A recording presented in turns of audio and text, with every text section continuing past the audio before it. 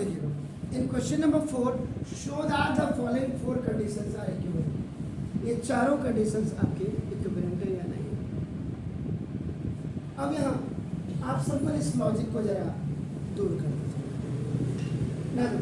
अगर मेरे पास ए is equal आपका देखो 1 and 2 है, आपका देखो बी इज इक्वल 1 2 3 आपका है, तो देखो इसका मतलब the elements of A are also the elements of B. Therefore, A is a subset of this. A is a subset of B. One thing is this one. अब मैं यहाँ पे पहले आपका इसको बिल्कुल ऐसे कर रहा हूँ। A is equal to आपका देखो 1 and 2 है, and B is equal to आपका देखो 3 and 4 है। और अगर हमने A minus B अपने निकालना है तो the element of should of this one not should be there, तो देखो ये आएगा ही आपका देखो 1 कॉमन हमने तो एलिमेंट।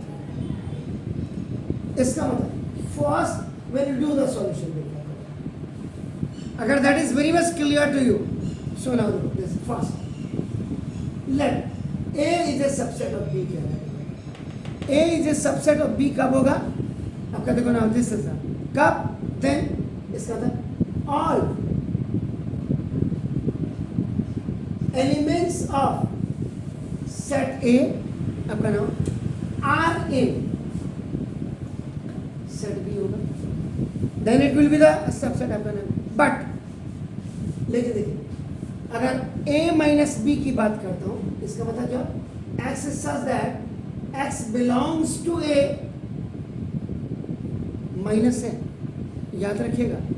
तो but x does not belongs to, जैसे आपका ये हो गया तो पहला वाला तो आपका नाम पहले और इसको आपने कंपेयर कर दिया। क्लियर हो गया सर।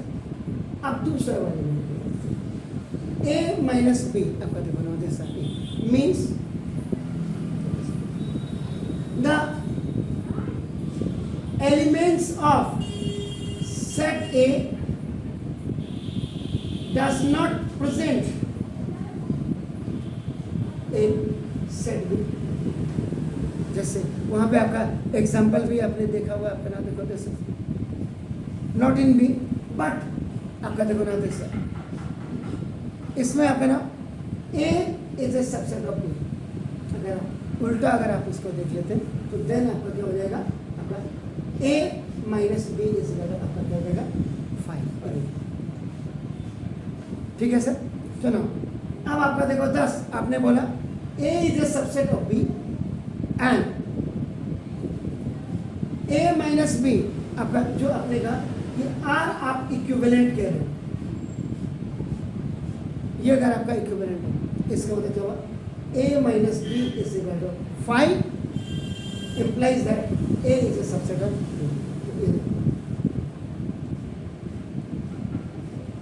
पहली चीज तो आपकी हो गई 10। अब थर्ड वाले में आ जाइए, क्या कह रहा है, A यूनियन B इस इक्वल आपका क्या है B। A यूनियन B का मतलब क्या होगा, A is a subset of B आपका, और यूनियन आपका देखो दिस इज B, क्योंकि आप देखो ना A union B is equal to आपका क्या है A B।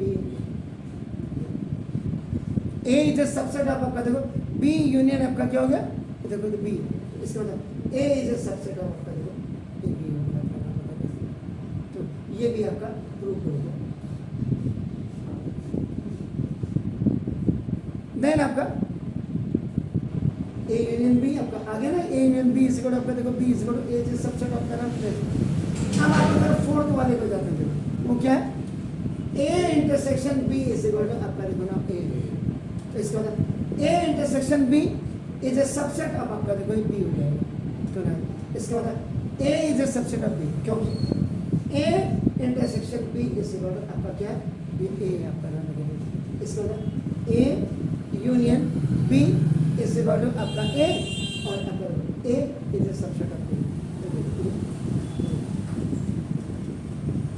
थोड़ा सा मतलब है तो, लेकिन क्वेश्चन दिए हैं तो हमने करना ही करना है।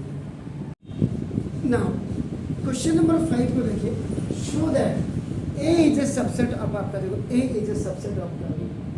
अगर आप माइनस में डिफरेंशिएट में देखो तो पहले वाले का दूसरे वाले में एलिमेंट नहीं होना चाहिए, ये तो क्लियर है। तो ना when you are doing the solution, आपका देखो ना x belongs to c minus b, दोनों में एलिमेंट है ना, a x x x x x x हो गया आपका, नाम देखो x is element of c minus b। ये जो आपका लेफ्ट हैंड साइड में आप देख रहे हैं, ये होगा, इसका मतलब क्या होगा, x बिलोंग्स टू c, और माइनस का मतलब क्या होता है, एंड आपका देखो x does not belongs to b, minus का मतलब ये होता है। और अब आपका x belongs to c and x does not belongs to a, क्योंकि देखो a is a subset of, आपका देखो क्या b। क्लियर हो गया सर? इसका मतलब x आपका belongs to c minus a हो गया आपका, is it clear? so now from left hand side equal to आपका right hand side, इसको इक्वेशन नंबर 1 मान लो, इसको इक्वेशन नंबर 2 मान लो, उससे भी आपका हो जाएगा। आप इसको लिख सकते हैं c minus b is a subset of c minus a, आप इसको ऐसे लिख सकते हैं। श्योर प्लीज, इसको उसमें कर देंगे वीडियो को, पहले वाले में मर क्योंकि छोटा है।